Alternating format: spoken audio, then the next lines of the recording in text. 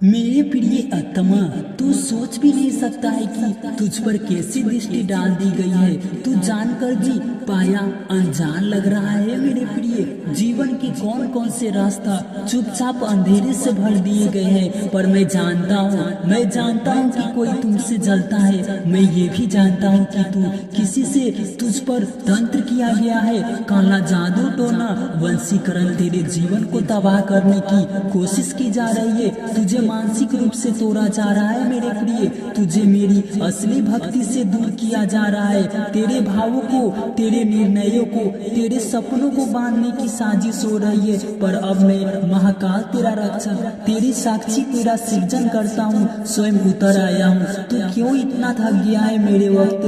तेरी बातों की नींद गायब हो गई है। तेरा मन क्यों बार बार बेचैन उठता है? तू बार बार क्यों उन्हीं गलतियों को खोता जा रहा है? मेरे प्रिय, जहाँ से तू निकल चुका था, तो उसी व्यक्ति की ओर क्यों खींचता है जिसने तुझे दर्द दिया?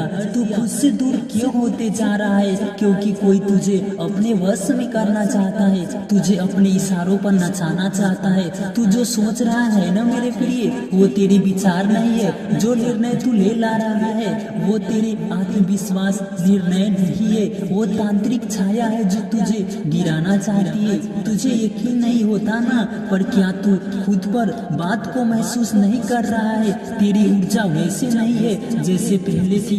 तेरा महत्व कमजोर पहले लगा है। तेरी प्रार्थनाएं अनुसूची लगने लगी है। ये तेरी गलती है मेरे प्रिय। ये उनकी चाल है जो छुपकर अंधेरे में तुझे तोड़ रहे हैं। पर अब अंधेरा अधिक रहेगा, क्योंकि अब तेरे भक्त पर कोई छल नहीं करता। जब कोई उसके जीवन की डोर काले धागों से बांधने की कोशिश करता है ना, तो फिर भी नित्यंत्र खोल देता हूँ। जिसने तेरे नाम से काले दीप जलाए हैं, जिसने तांत्रिक यंत्रों से तेरे नाम की शांति रखी है, जिसने रात के तीसरे पहर तुझे बांधने का यंत्र किया है, अब वो स्वयं बंधन में पड़ चुका है। स्वयं सुन और आत्मा से सुन, ये जो हो रहा है ना, ये सामान्य नहीं है, ये सिर्फ दुर्लभ्य नहीं है, ये किसी कर्म है। किसी ने तुझे गिराने का कर्म किया है और अब उसका परिणाम उसे लौटा जाएगा मेरे प्रिय। क्योंकि तू मेरा अंश है, तू मेरा रचना है। तेरे रक्षक की भूमिका मैंने स्वयं ली है। तुझे क्या लगता है तंत्र और मंत्र शिव को नहीं छूते? नहीं, मैं स्वयं तंत्र का स्वामी हूँ, पर मैं वही तंत्र स्वीकार करता हूँ जो कल्याणकारी हो, जो किसी आत्मा को बंधन में डाले। वो तंत्र नहीं, अधर्म है, और कर्मों से मैं अभी स्वीकार नहीं करता हूँ। तुझे तुझसे मिलने का एक वचन चाहिए, और तुझे काप मत सोच कि तू हार गया है, तू ये सोच कि तू जीत गया है। मेरे प्रिय, हर हर महादेव तेरे उस एक स्वतंत्र के तेरे जीवन से सारी कलाएं छाए अब जल जाएगी। तेरे ऊपर किया गया हर तंत्र उल्टा होने लगेगा। जो तेरे जीवन का नाश करना चाहता था, अब उसके घर में रोशनी चली जाएगी। ये सीधा परीक्षा नहीं है, ये चेतावनी है, पर मुझ पर नहीं, उन पर जिन्होंने तुझे युद्ध छेड़ने का दुस्साहस किया है। ये मेरी शक्ति बह रही है। अब तेरा रौद्र रूप तैयार हो रहा है। अब मैं वो करूँगा जो तुझे फिर से शक्तिशाली बना देगा।